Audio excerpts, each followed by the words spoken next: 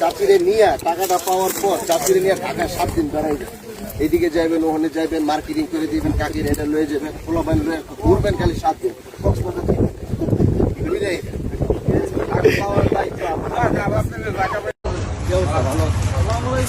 ভালো আছেন? ভালো ভাই,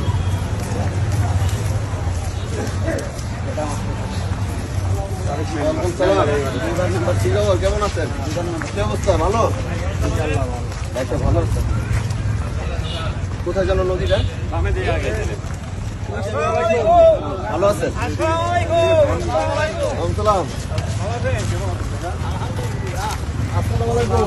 আমার ভাইবার জানারা দাবি দাবি করতে পারা ব্যবস্থা না